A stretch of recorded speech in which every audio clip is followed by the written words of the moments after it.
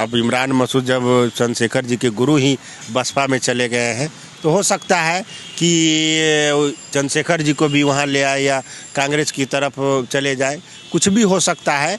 मगर सारा चीज़ तो इमरान मसूद ही करते थे चंद्रशेखर को, ये सभी का जग जाहिर है। सहारनपुर में भीम आर्मी को खड़ा करने वाला इमरान मसूद ही थे।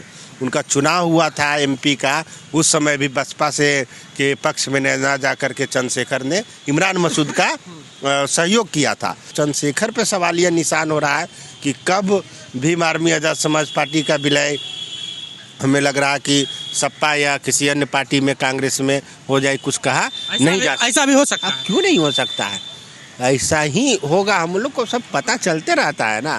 भीड़ तो ऐसे बहुत सारे देखेगा भी है, डमरू उमरू बजेगा गांधी मैदान में, वहाँ भी सब देखे लगी, सब आ जाता है। नेता का वो महत्व होता है जिसके पास वोट है, वोट की ताकत है। कहते हैं कि हम पूरे देश में जाते इतना भीड़ लगता है, तो किसी से गठबंधन करने के लिए क्यों जा रहे हैं आप? क्यों जा रहे हैं किसी से गठबंधन करने के लिए, जब आप में खुद ताकत है? आप कहते हैं कि मेरा बड़ा जनाधार है, तो आपका चुनाव में पता चल गया आपको कि कितना बड़ा जनाधार है। रो रहे थे टीवी पे, तो रोने धोने से काम नहीं होगा, आप संघर्ष करिए।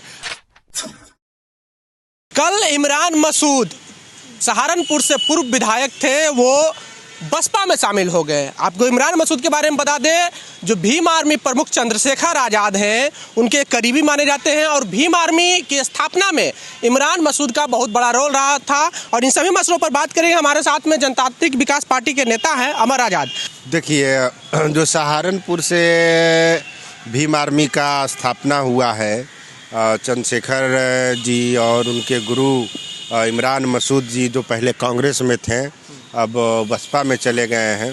कभी बसपा के बारे में कुछ बोले थे, तो देखिए ये सब मामला जो है, ये लोग जो है, कुछ लोग स्वार्थ के पीछे बहुत भागते हैं। तो चंद्रशेखर जी का गुरु ही ना कहा जाएगा इमरान मसूद को। सारा फाइनेंस से लेकर के, पैसा से लेकर के, सारा चीज़ सहारनपुर में भीम आर्मी को खड़ा करने वाला इमरान मसूद ही थे। उनका चुनाव हुआ था एमपी का, उस समय भी बसपा से के पक्ष में ना जाकर के चंद्रशेखर ने इमरान मसूद का सहयोग किया था। तो देखिए, अब इमरान मसूद जी कांग्रेस छोड़ के बसपा में चले गए हैं। इनको टिकट नहीं मिला था उस समय चुनाव में, चंद्रशेखर को भी अखिलेश यादव ने। उस वक्त जो है बसपा में नहीं, समाजवादी पार्टी में इमरान मसूद थे, कांग्रेस छोड़ करके आए थे चुनाव के वक्त, विधानसभा चुनाव के वक्त यूपी के लिए न गए थे, टिकट के लिए ही तो गए थे समाजवादी पार्टी में। और चंद्रशेखर भी तो गए थे, जो टीवी पे रो रहे थे पूरा कि हम, मेरे साथ ऐसे हुआ वैसे हुआ। आप अपने आपको इतना बड़ा नेता कहते हैं तो आप रोते क्यों हैं? संघर्ष करिए ना, संघर्ष ही जीवन है। बाबा साहब भीमराव अम्बेडकर ने संघर्ष किया था। आप टिकट के लिए आप रोइएगा, टिकट के लिए इमोशनल ड्रामा करिएगा, उसके बाद आपका गुरु कभी ई पार्टी में कभी वो पार्टी में जा कर के भरोसा खो रहा था। आप अब तो चंद्रशेखर पे सवालिया निशान हो रहा है कि कब भीम आर्मी आज़ाद समाज पार्टी का विलय हमें लग रहा है कि सपा या किसी अन्य पार्टी में कांग्रेस में हो जाए, कुछ कहा नहीं जा सकता। ऐसा भी हो सकता है। क्यों नहीं हो सकता है, ऐसा ही होगा। हम लोग को सब पता चलते रहता है ना। तो देखिए, भीड़ जुटाने से कुछ नहीं होता है। नेता का वो महत्व होता है जिसके पास वोट है, वोट की ताकत है, जिसको लोकतंत्र में मुंडी का महत्व होता है, लोक का महत्व होता है, जनता का महत्व होता है। आपको कितना वोट पड़ता है, ये महत्वपूर्ण। भीड़ तो ऐसे बहुत सारे देखेगा भी है, डमरू उमरू बजेगा गांधी मैदान में, वहाँ भी सब देखे लगी, सब आ जाता है। तो इसमें कोई बड़ी बात नहीं है। हम यही कहना चाहेंगे लोगों से कि सतर्क रहें, सावधान रहें। अगर समाज के लिए काम करना है तो ईमानदारी पूर्वक करें, और लग्जरी ऐशो आराम की ज़िंदगी के लिए कभी इधर कभी उधर समाज को धोखा ना दें। और हमको लगता है कि बहुत जल्द में एसपी अब भीम आर्मी का भी विलय, बिहार में भी हो रहा है विलय, वहाँ भी हो जाए। आज़ाद समाज पार्टी के प्रमुख है चंद्रशेखर आज़ाद रामन, उनके गुरु हैं इमरान मसूद, वो बीएसपी में चले गए हैं। अब बीएसपी में कितना संभावना है कि उनकी विलय हो सके? क्योंकि बीएसपी के खिलाफ लगातार चंद्रशेखर कहते रहे कि बीजेपी को सहयोग कहीं ना कहीं कर रहे हैं।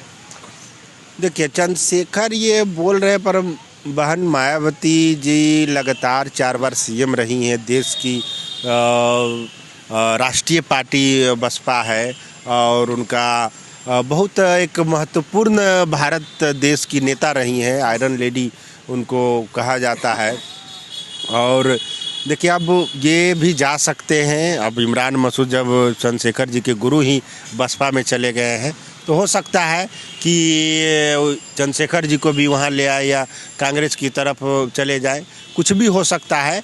मगर सारा चीज़ तो इमरान मसूद ही करते थे चंद्रशेखर को, ये सभी का जग जाहिर है। तो ये कभी भी ये देख लीजिएगा आप लोग न्यूज़ के माध्यम से, कभी भी ये सब जा सकते हैं। जबकि मायावती के खिलाफ में बहुत खराब वर्ड बोले हैं कि निकलती नहीं है घर से, भाजपा को सपोर्ट कर रही है, ऐसी बात नहीं है। बसपा का जो बहुत मजबूत वोट बैंक है, कैडर वोट बैंक है, वो उनके साथ ही है। चंद्रशेखर जी को सिर्फ भीड़ जुटा के वो हर एक जगह तो संगठन को बर्बाद कर दिए भीम आर्मी का, अब एएसपी बना लिए हैं, उसका भी कोई अता पता नहीं चल रहा है। तो हम तो कहेंगे कि आप काम करिए, हम लोग भी उनको साथ दिए थे, यही गांधी मैदान में हम लोगों ने उनका रैली करवाया था बड़ा। पर जो कॉम्बिनेशन होना चाहिए, समाज के प्रति समर्पण होना चाहिए, वो नहीं दिखता है और डिटेक्टरशिप वो करते हैं। तो और सिर्फ एक जाति को लेकर के चलते हैं, ऐसा नहीं चलेगा। आपको समाज, बाबा साहेब अम्बेडकर ने सभी अनुसूचित जाति, जनजाति, पिछड़ा वर्ग, अल्पसंख्यक सभी के लिए काम किया था। तब आप सिर्फ अपना जातीय संगठन बना करके और उसमें भी काम ना करके उसको भी जाति के लोगों को भी धोखा दे रहे हैं, बरकरार रहे, कभी उसको हटाइएगा कभी उसको जोड़िएगा। तो अब देख लीजिएगा, आप लोग को तो पता चल ही जाएगा मीडिया वालों को कि जल्द ही। मगर मायावती आने के लिए नहीं देगी, क्योंकि बीएसपी के विषय में इमरान मसूद बहुत एक बार कहे थे कि बीएसपी कोई पार्टी नहीं है, एक गिरोह है, पैसे लेकर के टिकट देती है। यही तो हम कह रहे हैं कि इस तरह का बात बोलने के बावजूद भी वो गए हैं। तो बसपा के जो राष्ट्रीय अध्यक्ष हैं बहन कुमारी मायावती, वो उनको किस तरह का रोल पता चला कि कहीं का इंचार्ज बनाया गया है इमरान मसूद को। तो देखिए, राजनीति में टीपा टिप्पणी तो होते रहता है, पर एक विचारधारा होता है, मजबूत स्टैंड होता है कि आप कहीं जाए तो अपने स्टैंड पर, अपनी विचारधारा पर स्टैंड करें और जो आपका नीति है, चाहे सामाजिक नीति हो, अम्बेडकरवादी नीति हो, सामाजिक न्याय का विषय हो, उस पर मजबूती से रखें। और राजनीति में देखेंगे कि नेता सब एक दूसरे के खिलाफ बोलते जाते हैं, तो ये जनता लोग समझे कि देखिए नेता एक दूसरे के खिलाफ बोलता है, फिर उसके साथ चला जाता है, बैठता है, गठबंधन कर लेता है। तो जनता को ये भी समझना चाहिए कि आप व्यक्तिगत रूप से किसी का दुश्मन ना बने। लोकतंत्र में ये सब चलता रहता, मगर विचारधारा की राजनीति होनी चाहिए। चंद्रशेखर आजाद तो विचारधारा की राजनीति करते हैं, वो तो अपनी पार्टी का नाम मान्यवर कांसीराम साहब के नाम पे रखा है और वो हमेशा कहते हैं हर मंच से कि मान्यवर साहब कांसीराम की विचारधारा को आगे बढ़ाएंगे, बाबा साहब के विचार। कांसीराम जी का तो पार्टी बनाया हुआ है ना बसपा, तो आप उसमें क्यों नहीं गए झंडा उठाएं बसपा का? आप विरोध क्यों शुरू किया? आप बताइए सच्चाई, कौन आपको मदद कर रहा है? तो तुम देखे मीडिया कमांड के भाजपा आरएसएस के लोगों से भी संबंध टाइप का मीडिया के माध्यम से जानकारी मिलते रहता है, कई लोग बताते हैं। तो आपको मायावती जी के साथ क्यों नहीं गए उस समय? जो क्यों पार्टी बना लिया? आप संगठन ही चलाते, एएसपी क्यों बना लिए? आप भीम आर्मी चलाते और मायावती जी के बहन मायावती जी के साथ रहते, इसमें क्या अर्थ था? देखिए, राजनीतिक महत्वाकांक्षा कुछ लोगों को पता, गोरखपुर से जब चुनाव वो लड़े तो हमसे भी कम वोट उनको आया था, पता होगा। हम तो शुरू रिजर्व सीट से लड़े थे, तब पर भी मैंने 3rd नंबर पे रहे और अच्छा वोट आया, जबकि ये जनरल सीट से लड़े थे और इनको पता नहीं कितना वोट आया था, बहुत कम वोट आया था, हजार तो था, मैंने सिंगल डिजिट में, डबल डिजिट में ये सब था।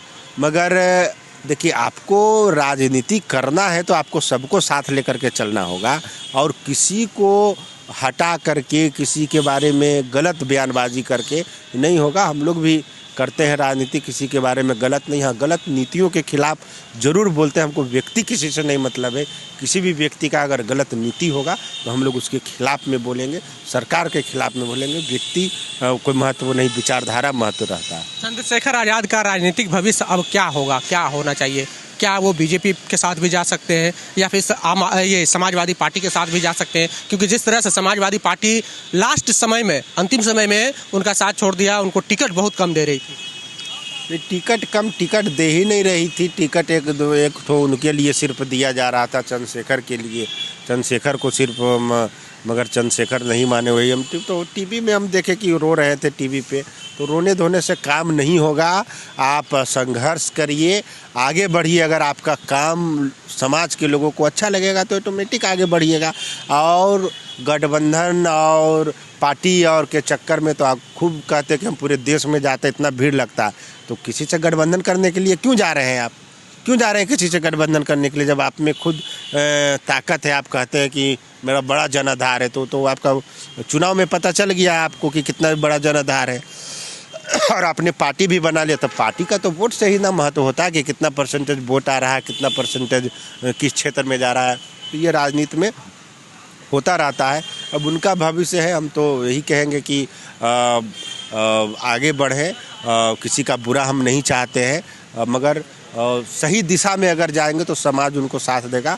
गलत दिशा में जाएंगे और समाज को बेचने का प्रयास करेंगे तब समाज साथ नहीं देगा। कौन समाज बेचने का प्रयास कर रहा है? अब पूछिए ना जाके, उनके बहुत सारे नेता है, बोलिए जाके क्या करेंगे। हम तो अरे इसी गांधी मैदान में हम लोग रैली करवाए थे। हम राजा तो कहते हैं हम बिकने वाले नहीं टिकने वाले हैं। जेल में थे तो हम लोगों ने 2018 में जो SC ST एक्ट का आंदोलन किया था, वो तो जेल में थे सब कोई। हम लोगों ने कितना बड़ा रैली किया था, पटना में पूरा बंद करवाया, सब कुछ किया। तो बड़ा नेता कहने से नहीं ना होता है, करने से होता है। आपको सब विश्वास जताना होगा, किसी के पास जाके गिड़गिड़ाने से नहीं होता है। आपको अम्बेडकरवादी नीतियों पर, समाजवादी नीतियों पर काम करना होगा, भारत के संविधान के लिए काम करना होगा। और देखिए एक युवा चेहरा है और मेहनत करेंगे तो आगे जाएंगे ही।